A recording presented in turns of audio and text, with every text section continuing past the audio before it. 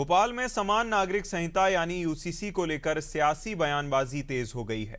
कांग्रेस के मीडिया प्रभारी मुकेश नायक ने सरकार पर निशाना साधते हुए कई सवाल उठाए।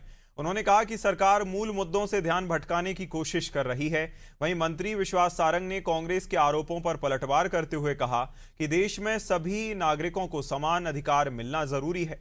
उन्होंने बताया कि मुख्यमंत्री डॉक्टर मोहन यादव के नेतृत्व में मध्य प्रदेश में यूसीसी पर अध्ययन के लिए समिति बनाई गई है। मंत्री ने कहा कि समिति सभी पहलुओं का अध्ययन कर रिपोर्ट देगी।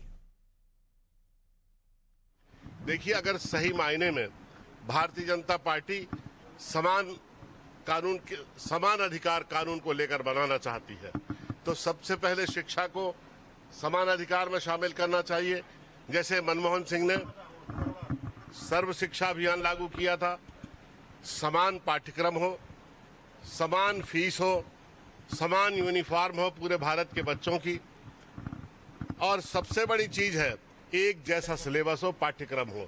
वहां तो समान अधिकार नहीं बनाते हैं, लेकिन समान अधिकार वहां की बात करते हैं जहां एक वर्ग को उकसाने के लिए एक अपने राजनीतिक अधिकारों का औजार के रूप में इस्तेमाल बीजेपी करती है। इस देश को तोड़ा मरोड़ा, अखंड भारत को खंड खंड करने की कोशिश कांग्रेस ने की है, और खासकर नेहरू परिवार ने तो इस देश को हर समय तोड़ने का प्रयास किया। अंग्रेज चले गए पर कांग्रेस और विपक्ष के नेताओं ने कूट डालो और राज करो की नीति पर ही काम किया। वर्ग विशेष को वोट बैंक के रूप में उपयोग करने का काम किया। जब एक देश है तो एक विधान होना चाहिए, जब एक देश है तो एक संविधान होना चाहिए, जब एक देश है तो एक तरह के अधिकार होना चाहिए।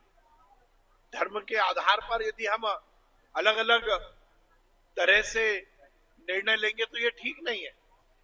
मुझे लगता है कि कांग्रेस केवल विभेद की राजनीति करती है।